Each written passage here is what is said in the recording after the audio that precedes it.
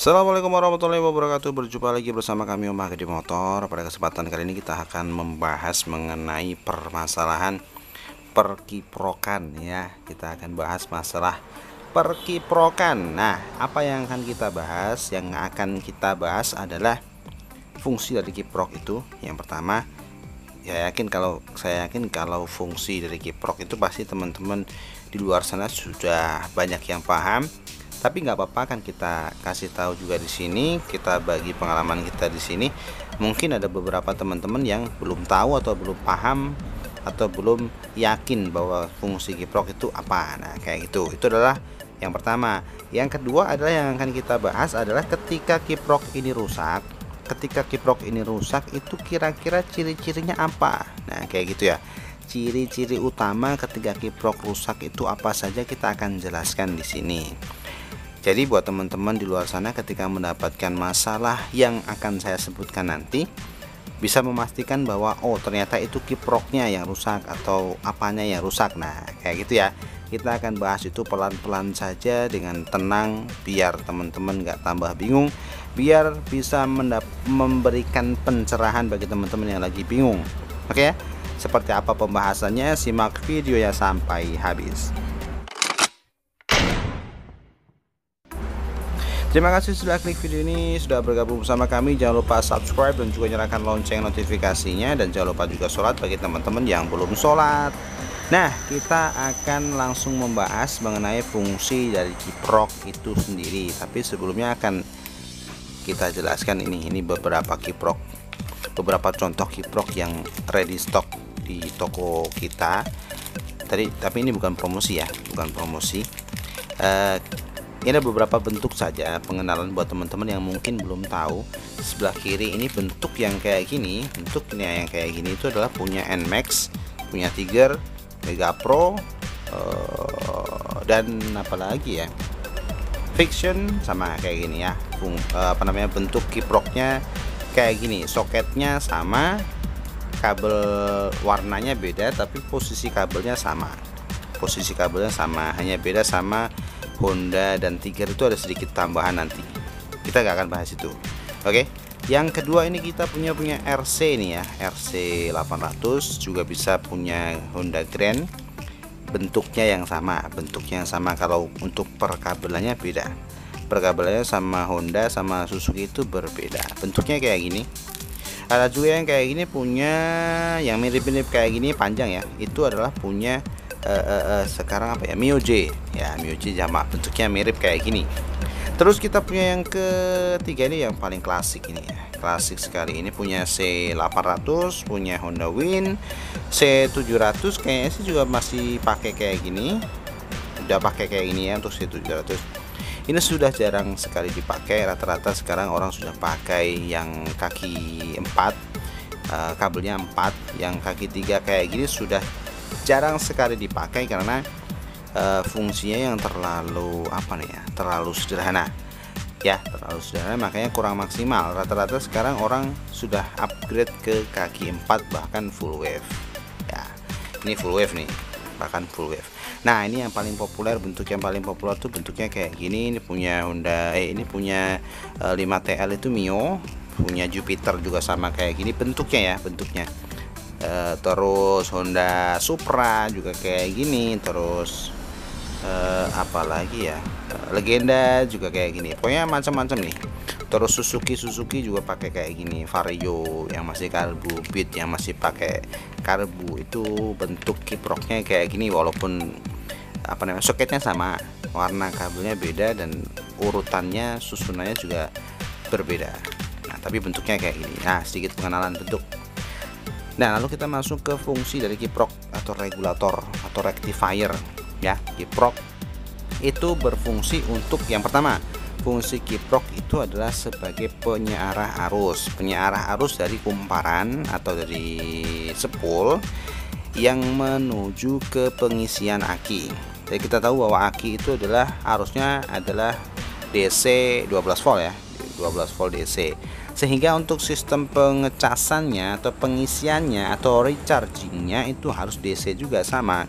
Tapi sayangnya output dari spool atau kumparan itu adalah AC. Nah, makanya sama si mbah-mbahnya yang bikin itu dibikinlah kiprok ini atau regulator ini sebagai penyearah arus agar output dari spool atau kumparan yang sebelumnya AC itu bisa dirubah menjadi DC sehingga bisa dipakai untuk pengecasan atau pengisian untuk aki dengan tegangan dengan arus yang sudah disesuaikan, sudah dibatasi oleh kiprok ini.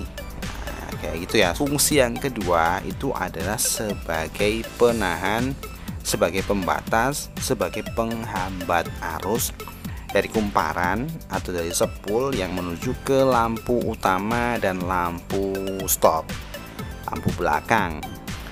Tujuannya apa dibatasi? Tujuannya adalah agar si lampu ini bisa nyala secara maksimal tapi tidak gampang putus ya. Kita tahu bahwa semakin besar putaran mesin, semakin besar RPM-nya, semakin besar putaran magnet, maka spool akan menghasilkan arus yang semakin besar pula. Nah, arus yang semakin besar ini kalau nggak dibatasi, otomatis dia akan merusak si lampunya nggak akan kuat untuk menahan arus yang terlalu besar sehingga lampunya akan gampang putus pada RPM tertentu ya. RPM tertentu ini relatif RPM tinggi, tapi nggak selamanya kayak gitu. Ada yang baru digeber dikit kayak itu udah putus juga bisa karena terlalu tinggi arus yang keluar. Nah, kayak gitu. Itu adalah dua fungsi utama dari kiprok atau regulator. Yang pertama adalah penyearah arus AC ke DC sebagai pengisian. Yang kedua adalah sebagai penghambat arus dari kumparan menuju lampu utama dan lampu belakang dan lampu-lampu yang lainnya kalau masih pakai sistem spool agar dia tidak gampang putus. Nah, itu adalah dua fungsi utama dari kiprok. Nah, kemudian kita lanjut pembahasan yang kedua. Pembahasan yang kedua ini adalah mengenai kiprok yang rusak. Nah, kiprok yang rusak itu ciri-cirinya apa ya? Kiprok yang rusak, ciri-ciri yang paling populer yang pertama itu adalah lampu gampang putus. Ya, ciri-ciri kiprok yang utama itu yang paling populer ya, paling populer kalau kiprok rusak itu adalah lampunya gampang putus. Lampu utama, lampu belakang itu gampang putus ketika RPM tertentu seperti yang sudah saya jelaskan di awal tadi. Nah, jadi buat teman-teman yang menemui masalah si lampunya itu gampang putus, diganti baru dipasang putus, diganti baru dipasang putus. Nah, kayak gitu bisa jadi kiproknya yang rusak. Kenapa saya bilang bisa jadi? Karena tidak selamanya kiproknya yang rusak. Ya, tidak selamanya penyebabnya adalah kiprok rusak. Jadi jalur ke lampu utama itu adalah, bentar ini saya butuh kertas nih ya. Bentar, saya akan cari kertas, nanti videonya akan saya lanjutkan. Nah, di depan teman-teman sudah saya gambar skema kabel yang cukup sederhana. Bentar. Skema kabel yang cukup sederhana biar gampang dipahami. Yang penting teman-teman paham. Nah, kayak gitu ya. Nah, alur arus yang menuju ke lampu itu adalah seperti ini. Menuju lampu utama itu adalah seperti ini. Kita kesampingkan dulu, kita hilangkan dulu yang namanya saklar ya. Kita buang dulu saklarnya. Kalau saklar itu hanya fungsinya untuk memutus dan memindah saja dari lampu jarak jauh, jarak dekat, atau dalam kondisi nyala atau kondisi mati, itu aja. Jadi kita kesampingkan dulu fungsinya. Jadi kita nggak kita gambar kayak gini ya. Oke. Jadi yang pertama spool. Tentu saja spool ketika motor nyala maka spool akan menghasilkan arus. Nah, arus ini ketika RPM tinggi seperti yang saya jelaskan tadi, dia akan menghasilkan arus yang tinggi pula, yang besar pula. Nah, itu bisa merusak lampu atau membuat lampu putus. Nah, makanya sama pabrikannya itu dibikinlah kiprok, sama mbah-mbahnya dulu tuh dibikinkan kiprok. Fungsinya adalah arus yang terlalu besar itu akan ditahan sesuai dengan nilai yang ditentukan sesuai dengan nilai yang sudah diinginkan, sudah dihitung, sehingga lampunya akan aman-aman saja, terang maksimal, tetapi lifetime-nya bisa panjang. Nah kayak gitu. Nah arusnya kayak gini ya, dari 10 menuju ke kiprok ya, dari 10 langsung menuju kiprok, kemudian dia akan menuju ke lampu. Nah kenapa di awal tadi saya bilang ketika lampu gampang putus, itu bisa jadi kiproknya ya, bisa jadi kiproknya yang rusak, bisa jadi juga kiproknya nggak rusak tapi lampu juga bisa putus, bisa gampang putus. Kenapa? Nah kita bisa perhatikan pada alur kabelnya, dari 10 menuju kiprok ya, dari 10 menuju kiprok lalu menuju ke lampu utama ya.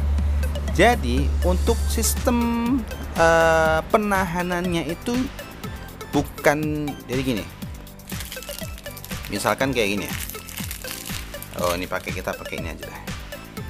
Misalkan ini adalah kabel spool yang untuk lampu itu masuknya ke sini,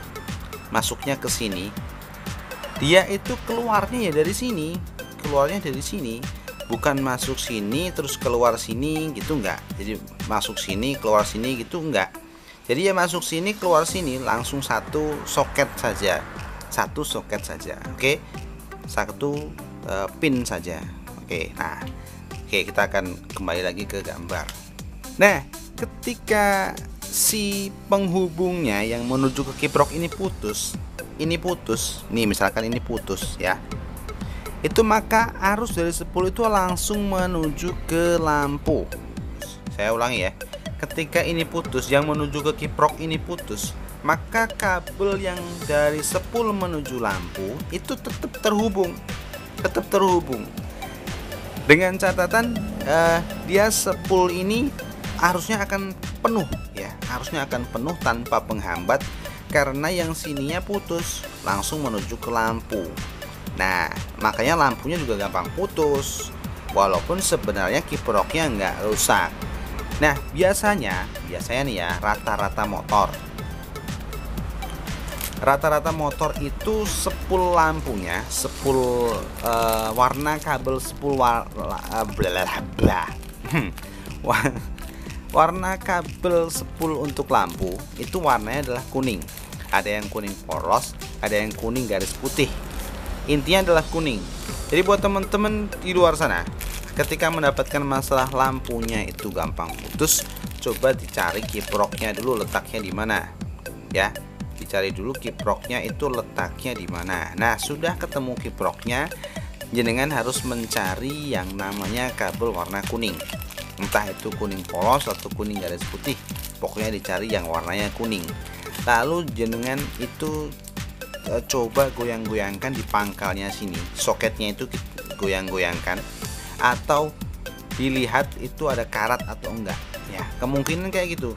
Kalau ada karat gimana? Karat itu dia menghalangi hubungan. Wah ini berat nih, menghalangi hubungan ini. Menghalangi hubungan antara spool menuju ke kiprok itu terhalang oleh karat, sehingga seakan-akan kiprok itu tidak mendapatkan arus, tidak berfungsi karena karat yang terlalu tebal menghasilkan karat yang terlalu tebal tadi, hasilnya adalah menghalangi hubungan. Nah kayak gitu, sehingga arus yang harusnya menuju ke kiprok dulu baru menuju ke lampu, karena ada karat itu jadi nggak bisa, jadi langsung dari spool menuju ke lampu. Lampunya juga gampang putus. Atau bisa juga dia ngefong di tengah jalan, yang menuju ke sini itu ngefong, atau ujung pangkal pangkal soket kiproknya itu biasanya ngefong, jadi putus. Nah kayak gitu, teman-teman harus pastikan itu dulu, pastikan itu oke semuanya. Kalau kita lihat soketnya nggak ada karat, terus kabelnya juga oke, pokoknya kelihatan masih bagus banget gitu, nah itu baru bisa kita pastikan bahwa kiproknya yang rusak. Kalau lampu gampang putus, itu adalah ciri yang pertama. Nah ciri yang kedua itu aki gampang ngedrop. Nah untuk aki gampang ngedrop ini bisa teman-teman lihat caranya kayak gini. Bukan kita praktekkan ya, kita kasih tahu caranya tanpa menggunakan alat. Kalau teman-teman pakai avometer gampang, kalau pakai avometer sih gampang, kita tinggal lihat berapa arus yang masuk, berapa tegangan yang masuk, kita bisa lihat. Kalau memang di bawah 12 volt misalkan cuma 4 atau 5 atau 6, itu berarti memang kiproknya yang rusak, atau juga bisa spoolnya yang rusak. Nah, tapi kita harus pastikan dulu nih tanpa alat gimana caranya. Nah, kalau kita tanpa alat itu butuh pengalaman, sebenarnya butuh pengalaman, karena bagi beberapa orang itu agak susah. Kenapa agak susah? Karena caranya kayak ini, kita lepas kabel warna merah yang menuju ke aki, kabel besar ya, kabel besar warna merah yang menuju ke aki itu kita lepas. Kemudian karena ini tanpa alat ya, kita bisa hubungkan ke masa aki langsung, itu kita thread-threadkan. Nah, kita thread-threadkan. Nah, thread-threadkan inilah yang agak susah. Kenapa agak susah? Karena kalau teman-teman di luar sana itu nggak punya pengalaman seberapa besar biasanya, itu ya agak susah menentukan bahwa ini kiproknya lemah, pengisiannya lemah, itu agak susah. Tapi bagi kita yang sudah terbiasa kayak gitu, biasanya seberapa besar, kok ini nggak seberapa besar yang biasanya, berarti bisa kita pastikan bahwa kiproknya yang rusak ya. Kayak gitu caranya kalau manual. Kalau pakai avometer gampang ya, kita copot si ininya, harus lepas dari aki kabelnya, baru kita tes atau kita ukur pakai avometer. Nah, kayak gitu. Yang normalnya itu ketika kalau kita pakai avometer ya, ketika RPM rendah, RPM stasioner langsam, itu sudah mencapai minimal 10 volt ya, minimal 10 volt. Ketika dia besar itu bisa mencapai 16 atau bahkan 17 volt ya, itu masih aman, Tapi kalau yang normal itu biasanya ya sekitar 14-15 volt. Oke. Kalau di bawah 10 volt, 9, 8, 7 itu sudah bisa dipastikan bahwa kiproknya bermasalah atau spoolnya yang bermasalah. Nah, kalau untuk spool yang bermasalah ini mungkin akan kita bahas nanti di video selanjutnya. Karena memang kalau spool bermasalah itu agak panjang nanti kalau kita kasih video ya di sini. Nah, kayak gitu. Itu adalah ciri yang kedua. Masih ada satu ciri lagi yang jarang diketahui atau jarang teman-teman ngeh, yaitu ketika gas besar, ketika RPM tinggi. Kok belerang tuh kameranya? Bentar. Nah, ketika gas besar, ketika RPM tinggi, itu dia lampu utama itu justru redup, lebih redup dibandingkan ketika stasioner atau langsam ya, lebih redup dibandingkan dengan ketika stasioner atau langsam. Jadi ketika kita geber, lampu nggak putus, tapi lampu malah redup. Nah, itu sudah bisa dipastikan 100% kiproknya yang rusak. Nah, kalau udah kayak gitu ya harus kita ganti kiproknya. Nah, kayak gitu ya. Itu adalah 3 ciri utama kiprok yang rusak. Nah, bisa juga, bentar, ada sedikit tambahan mengenai bentar, akan saya cari gambarnya tadi, mana gambar. Nah, ini kita balik lagi ke gambar, karena kalau nggak saya jelaskan nanti dikiranya saya hoak. Nah, di kiprok itu ada 4 pin atau 4 kabel. Yang pertama masa, yang kedua adalah spool pengisian, yang ketiga adalah output 12 volt menuju ke pengisian, yang keempat adalah spool lampu. Nah, yang kabel masa atau kabel negatif, jadi dari kiprok nih ya, ini menuju ke masa atau ground. Nah, kayak gini, masa, negatif itu aja lah, negatif. Nah, kalau si kabel negatif ini putus ya, maka fungsi pengisian akan terganggu.